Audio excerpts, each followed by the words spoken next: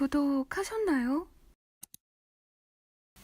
안녕하세요. 책 읽어주는 여자 리듀입니다. 오늘은 책 표지가 너무 예쁘다는 그런 이유로 가져온 4월이 되면 그녀는 영상 시작할게요. 그리고 제 채널은 책 속 내용만을 쭉 읽어주는 채널이 아니기 때문에 그런 영상을 원하셨던 분들은 이 점 참고해 주셨으면 합니다. 우선 책 표지에 대해 이야기하기 전에 작가 소개를 먼저 해드릴까 해요. 이 책의 작가인 가와무라 겐키 씨는 일본 문학계에 보이지 않는 손이라 해도 과언이 아닐 정도로 우리에게도 익숙한 작품을 많이 프로듀싱 하셨어요. 늑대아이, 기생수, 그리고 우리나라에서도 엄청난 인기를 끌었던 너의 이름은까지도 모두 그의 손을 거쳤던 작품이라고 합니다. 이번 영상에서 소개할 책 역시 출간되자마자 베스트셀러에 올랐다고 하니 그의 인기와 작품성이 어느 정도인지 대충 예상이 가시나요? 이런 종합예술인인 그의 소설을 읽으면서 글 속에서도 영화적 요소를 느낄 수 있었는데요.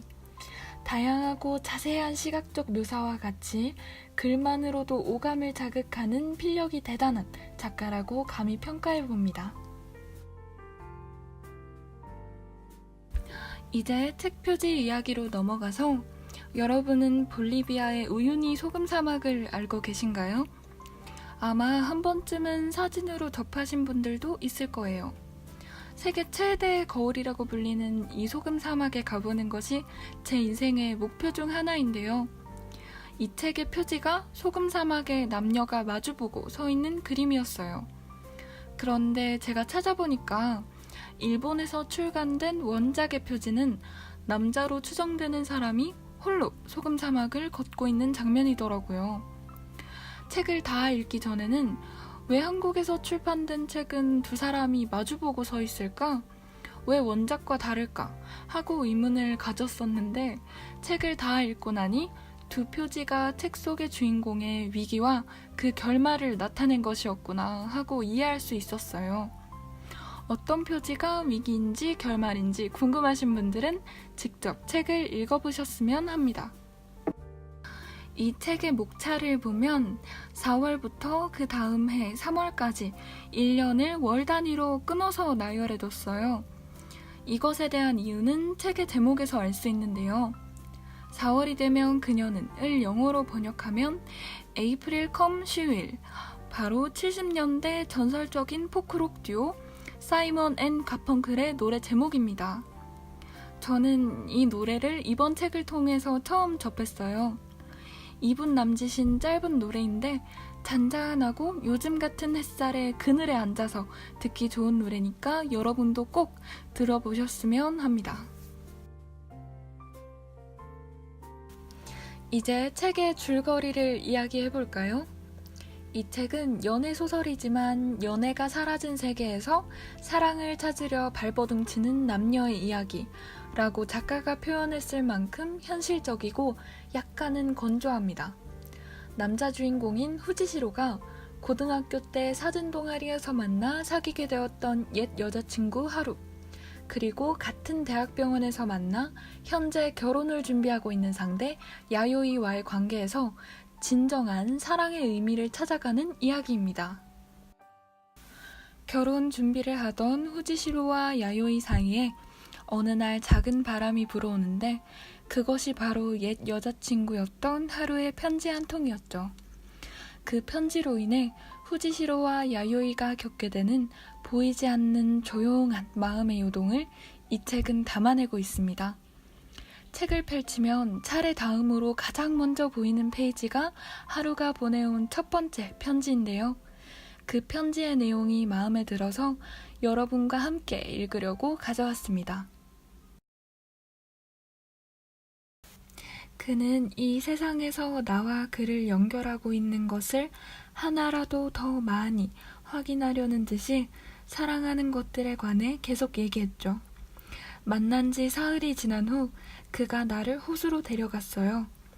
초승달이 뜬 밤, 별들로 가득한 밤하늘이 호수에 비쳐서 온 천지가 온통 별로 뒤덮여 있었죠. 너를 소중히 여기겠다고 그가 말했어요. 나는 시간이 조금 필요하다고 대답하고 새벽녘까지 별로 둘러싸인 세상에서 시간을 보냈죠. 그로부터 이틀간 천공의 거울에 비친 내 모습을 바라보며 줄곧 생각했어요. 나는 그를 사랑하고 있을까? 그를 사랑할 수 있을까? 어린 시절 여름날 해질녘 베란다에 앉아 거세게 쏟아지는 소나기를 바라보던 나는 비가 그치기 몇 분 전에 미리 예감했죠. 아, 이제 곧 비가 그치겠네. 태양이 모습을 드러낼 거야. 그렇게 생각하면 언제나 비는 그쳤고 황금색 빛이 하늘에서 내리쬐었죠. 나는 그런 예감을 확실하게 느낄 수 있었어요. 당신과의 사랑의 시작이 내게는 그런 거였어요. 그때 내게는 나보다 소중한 사람이 있었죠. 당신과 같이 있는 것만으로도 모든 일이 분명 잘 풀릴 거라고 믿을 수 있었어요. 그리고 내 안에서는 그 4월이 아직도 어렴풋한 윤곽을 유지하며 계속 이어지는 기분이 들어요. 어렴풋하게 그렇지만 언제까지고. 여러분은 어떤 느낌을 받으셨을지 모르겠지만 저는 하루의 편지가 참 시적이라고 생각했어요. 그래서 더 읽어드리고 싶었고요. 저는 원래 언터처블이나 안녕 헤이즐 같은 조용하고 여운이 있는 영화를 좋아하는 편이에요. 그래서 큰 사건이나 흥미진진한 소재를 다룬 책이 아니어도 잘 읽어내려가는데 이런 부류의 책을 별로 좋아하지 않으신다면 책을 읽는데 흥미가 좀 떨어질 수도 있을 것 같네요.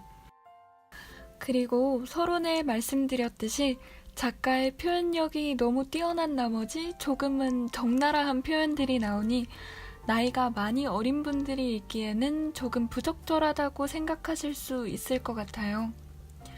사실 여러분들은 어떠실지 모르겠는데 저는 다른 나라 소설을 읽을 때나 특히 일본 소설을 읽을 때 등장인물 이름을 외우기가 그렇게 힘들더라고요. 다 비슷한 것 같고 이 사람이 이 사람 같고 계속 앞장 넘겨서 보고 우리나라는 안 그렇지만 다른 나라는 성과 이름 모두를 우리나라의 이름처럼 부르는 경우가 있으니까 성을 불렀다가 이름을 불렀다가 하면 너무 헷갈리는 거예요. 근데 이 소설은 등장인물이 비교적 적은 데다가 이름도 쉽고 성을 부르느냐 이름을 부르느냐가 사람 사이의 친밀도와 밀접한 일본의 특성상 그런 불편함이 좀 덜했어요. 저는 이 책을 읽는데 약 2시간 40분 정도가 걸렸어요. 이틀에 걸쳐 읽었고요. 요즘 날씨가 참 더운데 낮에는 시원한 음료 마시면서 책을 읽어보고 밤에는 은은한 스탠드를 켜고 책을 읽어보면 정말 힐링이 되니까 남는 시간을 여러분께 투자해보세요. 작은 습관이 여러분에게 어떤 행운으로 다가올지는 아무도 모르는 일이니까요. 오늘도 리디오와 함께 책을 읽은 모든 여러분들 사랑합니다.